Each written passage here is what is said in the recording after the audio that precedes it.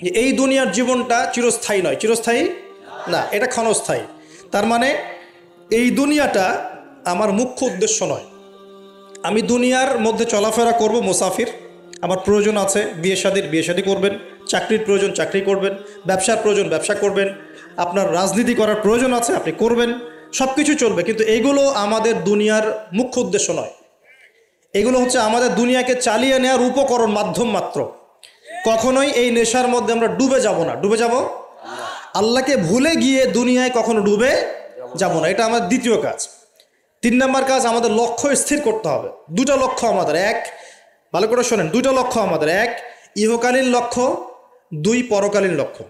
আল্লাহ রাব্বুল আলামিন আমাদের সবাইকে এই দুনিয়াতে পাঠিয়েছেন একটা বিশেষ উদ্দেশ্যে। আমাদেরকে কি আল্লাহ পাক খেলার ছলে সৃষ্টি করেছেন, না কোনো উদ্দেশ্য আছে? উদ্দেশ্যটা আল্লাহ পাক বলেছেন সূরাতুজ জারিয়াত এর 56 নম্বর আয়াতে। কোন সূরা, কত নম্বর আয়াত? আল্লাহ পাক বলছেন আউযু বিল্লাহি মিনাশ শাইতানির রাজিম, বিসমিল্লাহির রহমানির রহিম। আল্লাহ পাক বলছেন ওয়ামা খালাকতুল জিন্না ওয়াল ইনসা ইল্লা লিয়াবুদুন। আল্লাহ রাব্বুল আলামিন বলছেন, আল্লাহ পাক কি কথা বলেন? বলেন না? অনেকে বলছে না, আল্লাহ পাক কথা বলেন না। কোরআন কার বাণী? আকীদা পরিষ্কার করেন, কোরআন কি আল্লাহর মাখলুক না আল্লাহর কালাম? মাখলুক মানে কি? সৃষ্টি। আমরা মাখলুক কিনা? কোরআনও কি আমাদের মতোই মাখলুক, নাকি কোরআন আল্লাহর কালাম? কালাম শব্দের অর্থ কি? কথা বা বাণী। তার মানে আল্লাহ রাব্বুল আলামিন কথা বলেন, আল্লাহ রাব্বুল আলামিন বলছেন। তার মানে কি আল্লাহ পাক এটা ওহী নাজিল করেছেন। আল্লাহ পাক বলছেন ওয়ামা খালাকতুল জিন্না ওয়াল ইনসা ইল্লা লিয়াবুদুন। আল্লাহ বলছেন আমি জিন আর মানব জাতিকে শুধুমাত্র আমার ইবাদত করার জন্যই সৃষ্টি করেছি, অন্য কোনো কারণে সৃষ্টি করি নাই। এখানে 2টা শ্রেণী পাওয়া গেল, একটা হচ্ছে জিন জাতি, একটা কে? মানব জাতি। জিন জাতিকে আমরা দেখতে পারি, দেখেছেন কখনো জিন? দেখেন নাই, কিন্তু আমাদের সমাজে অসংখ্য জিনগ্রস্ত মানুষ ঘুরে বেড়াচ্ছে।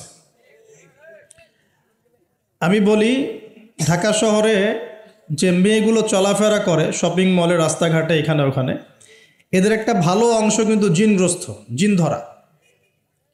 এটা হয়তো বলবেন কেমন করে এটা বলতে পারেন? হ্যাঁ, আল্লাহর নূর যাদের মধ্যে আছে তারা বলতে পারে। বহু মেয়ে আছে রাস্তাঘাটে ঘোরাফেরা করে, এরা জিনগ্রস্ত, জিন ধরা। জিন ধরা না হলে ওরকম নগ্ন হয়ে ঢং করে রাস্তায় চলাফেরা করতো না। উপরে একটা জিনের প্রভাব কি আছে? আছে। বিশ্বাস করছেন না? আল্লাহর নবীজি বলেছেন, মুহাম্মদুর রাসূলুল্লাহ সাল্লাল্লাহু আলাইহি ওয়াসাল্লাম, যে যখন কোনো মেয়ে বেপর্দা হয়ে বাহিরে বের হয় তখন শয়তান, শয়তান মানে শয়তান জিন না ফেরেশতা? তখন শয়তান ওই মেয়ের সৌন্দর্যকে পুরুষের চোখে লোভনীয় বা আকর্ষণীয় করে তোলে। কে করে তোলে? শয়তান। তোমাদের কারো যদি কোনো গায়রে মাহরাম বেপর্দা কোনো মেয়েকে দেখে খারাপ চিন্তা জেগে যায়, তাহলে তোমরা বাসায় চলে যাবে। কোথায় যাবে? বাসায়। সেখানে গিয়ে তোমাদের স্ত্রীর সাথে সময় কাটাবে, ইনশাআল্লাহ তোমাদের সেই খারাপ চেতনা চিন্তা দূর হয়ে যাবে। তার মানে এই হাদিস থেকে প্রমাণ হচ্ছে শয়তান বেপর্দা মেয়েদেরকে সুন্দর করে উপস্থাপন করে।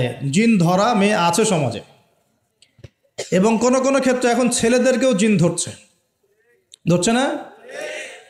মাঝে মাঝে দেখবেন যে এই শীতকালে কিছু কনসার্ট হয়, দেখেছেন? কনসার্ট হয়, ফ্যাশন শোজ হয়, আরও অনেক ধরনের প্রোগ্রাম হয়। এগুলোকে নাম দিয়েছে মানুষ সংস্কৃতি। কি নাম দিয়েছে?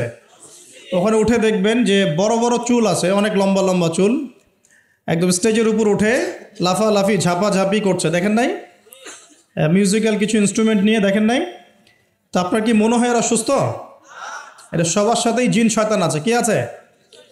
আচ্ছা, একটা কথা বলি, কোনো কোনো ক্ষেত্রে ওয়াজ মাহফিলের প্যান্ডেলেও দেখা যায় কিছু কমেডিয়ান, কিছু বাউল, এরা মানুষকে ডিজে জিকির শেখায়, দেখেন নাই? ডিজে জিকির, একজন গান গায়, একজন কথা বলে, কেউ চা খাওয়ায়, কেউ কফি খাওয়ায়, কেউ কেউ ঢেলেও দেয়। কে উঠ বস করায়, কাউকে উঠতে বলে, কাউকে বসতে বলে। দেখবেন অনেক সময় লোকজন লাফালাফি করছে, বক্তা জিকির করছে, তার উপর হামলে পড়তেছে একদম। একটা দলিল দেখাবেন, খালি একটা দলিল যে নবী সাল্লাল্লাহু আলাইহি ওয়াসাল্লামের জামানায়, 4 খলিফার জামানায় তারা মসজিদে বসে এইভাবে জিকির করেছেন, একটা দলিল খালি দেখাবে।